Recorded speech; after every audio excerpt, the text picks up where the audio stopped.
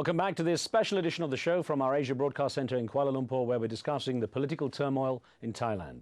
Let's get straight back to Bangkok, where I'm joined by Kasit Piromya, the Director of International Affairs in the Democrat Party of Thailand and former Ambassador of Thailand to the United States. His party is the main party in the opposition People's Alliance for Democracy, which is rejoicing today after the fall of the country's elected government. Ambassador, glad you could join us. I should ask, first of all, if you're looking to hold elections, new elections. Yes, we look forward to, but I think at the moment there is an interim government. So we do have a government, but an interim one, and they have to find a new prime minister to head the government. Now, assuming that elections take place, sir, would you be willing to accept the results, even if that result goes against you? Definitely, we have been accepting the result. We have been playing by the rules of the games all along. What if no problem. But what if the existing party that was the PPP that was now dissolved comes back under the shell party that has been set up? It's happened in the past. Are you willing to accept the same characters under a different name? Definitely, there is no problem as long as they are elected by the people. Then where are the biggest issues now? What's the reason Thailand has reached this crisis point, Ambassador? Why is it now that people have come out on the streets and the country is so divided? Well, the issue has been lingering for the past 5-6 years because the former Prime Minister, Mr. Thaksin, with his absolute majority, he became quite autocratic. He abuses a lot of the political powers and so on. He did not play by the rules of the game. He was acting quite extra-constitutional. For example, the extrajudicial killings of the drugs people, the atrocity committed in the southern part of Thailand towards the Muslim minority, the interferences in the judicial process, and the populist policy of using the people's money, the tax money, only to gain votes and nothing else. So a lot of abuses. He even changes law in order to allow his business entities to earn a lot of money. But he was, I mean... So a lot of crimes were being committed. But he was elected, and he was basically in a position where he was very popular with a lot of the people in Thailand as well. Doesn't that complicate your situation? Yes. No, not at all, because by being elected it was not a license to cheat the country or to corrupt the country or to interfere in the judicial process or to use the police force to enhance his political power. So it's not a license to be corrupted. Being elected and to have the absolute majority, you got to be really democratic. You have to allow the press freedom. He has been controlling the press for 5-6 years. His money is still being used to control the press freedom here. There is not much of the press freedom in Thailand. Ambassador, you were saying how this matter has been lingering for some time now. There's a rumor circulating that judiciary might break the deadlock by suspending the constitution and appointing an interim council made up mostly of judges to run your country. Would that be an answer, at least in the meantime, until... Not true. No? No. I think the constitution is still in place. We still have the parliament. There is an interim cabinet.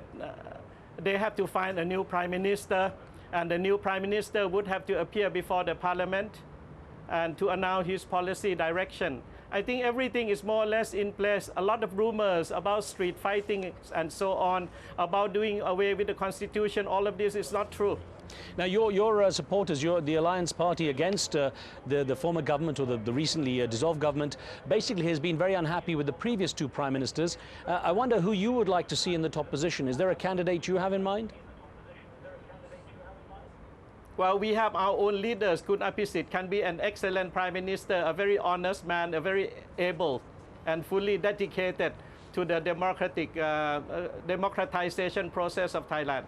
Now, so we have a leader that's very competent. Okay. We had an email that came in from Bangkok, from Aspara in Bangkok in Thailand, that says, the Thai king has always been a calming force. Why has King Bhumibol not spoken out when his subjects, the Yellow and Red Army, are clashing?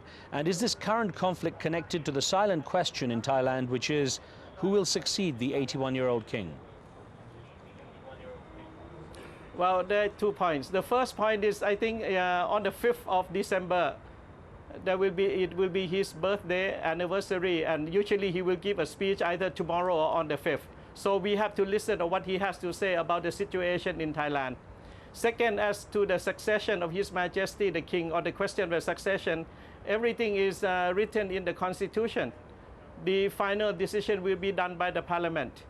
So it's written in the Constitution, there are procedures. How important is it for your opposition group, Ambassador, to have the former Prime Minister Thaksin Shinawatra extradited and returned to Thailand to face the questions that have been raised against him? How important is it for you? We are a party there for 60 years, you know, that has been respecting the rules of the game, the law. And we hope Mr. Thaksin, who was a former policeman, a successful businessman, and a former prime minister who has been charged on corruptions and abuses of power, we hope that he will also honor the judicial process of Thailand. We had an email question that came in, Ambassador, from Washington in the USA, from Skultip Sikantrakapon, who says the PPP and its reincarnations will continue to win elections as long as they continue buying rural votes and promising handouts to the poor. How do the Democrats aim to tackle this problem in future elections? Well, do not underestimate the Democrat Party. We will fight very hard, and we will not use money to buy votes. But we will have to ask the Election Commission to do their utmost to ensure that elections will be clean. We hope that all the government officials will not close one eye and comply to the wishes of the PPP side, that they will also act in honesty and do not comply to the political pressure that has been sort of the rules of the game or the practices in the past. We have a call on the line, Ambassador, from Qatar. We have Jane on the line. Jane, what would you like to ask? Isn't it that the Democrats are the one who are the political arm for the PDA at the moment? Because you've been out of the majority for 8 years. Okay, let the ambassador answer. That is not true at all. We have played by the rules of the games. We have been making excellent debates in the parliament, including the censure debate against the government. It was an excellent debate, a performance throughout inside the parliament. But the government did not play by the rules of the game. They did not heed our findings and investigations, our facts and so on. They only use the majority rules. Ambassador, I have another email here from Brian Duty in Washington, D.C. here in the US, or in the USA. Brian wrote in saying, the People's Alliance for Democracy, PAD, is neither for the people nor for democracy if they insist on ending the election system as well as resorting to terrorist-like activities such as closing down the airport.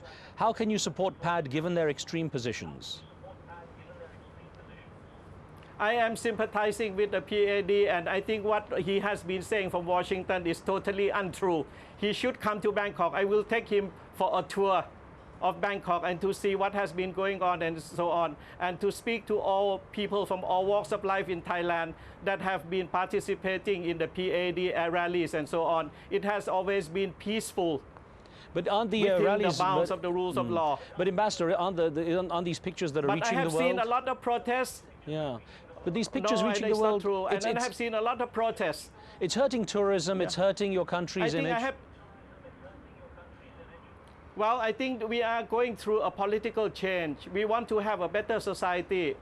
You know, there was a French Revolution, there was American Revolution, there was the Orange Revolution, there was the Rose Revolution. We are going through the same process. We want to try to reach a flag of full democratization, and not a sort of this crony democracy, autocratic democracy, or illiberal democracy. That's what we have been fighting for.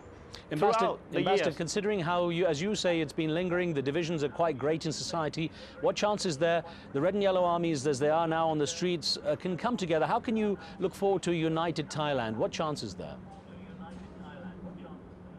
Well, I think the red shirts should be informed. I think they have been told on one side of the story, they have no access to the right information.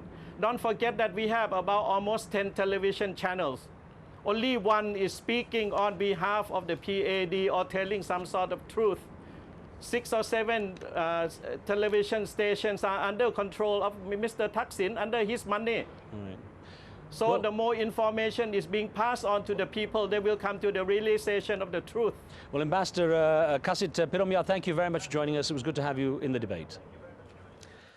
And thank you for being with us. On the next show, we look at the issue of censorship in Malaysia. Raja Petra, who was jailed here under a controversial law, joins us on the show. And on Thursday, we speak with the man credited with shaping modern-day Malaysia, the former Prime Minister, Dr. Mahathir Mohamad. Send your questions and comments to riz@aljazeera.net. That's it from me and the team in Kuala Lumpur and in Washington, D.C. We'll see you next time.